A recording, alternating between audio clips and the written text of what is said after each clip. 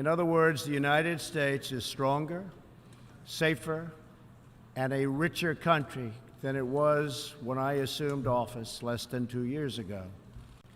This is great news for our citizens and for peace-loving people everywhere.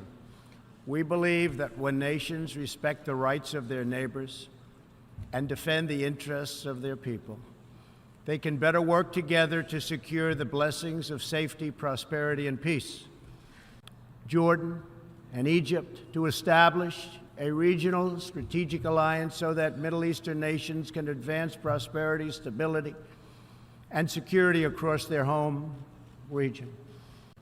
And our partnership with many of your nations, I am pleased to report that the bloodthirsty killers known as ISIS have been driven out from the territory they once held in Iraq and Syria.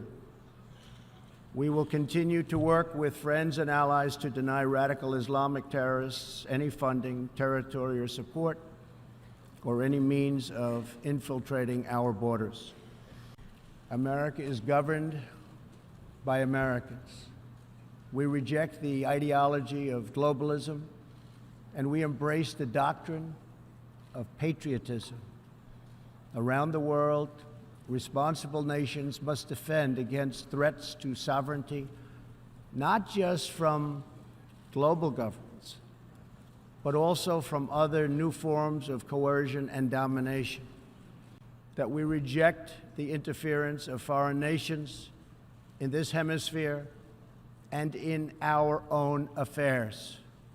The United States has recently strengthened our laws to better screen foreign investments in our country for national security threats.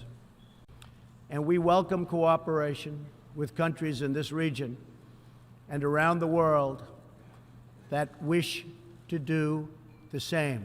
You need to do it for your own protection.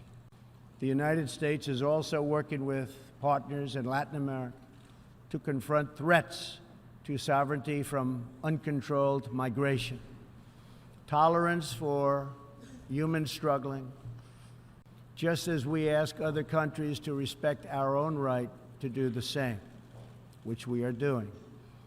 That is one reason the United States will not participate in the new Global Compact on Migration. Migration should not be governed by an international body unaccountable to our own citizens.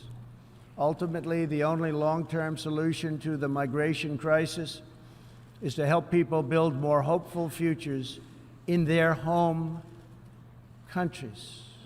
Make in the world by far of foreign aid, but few give anything to us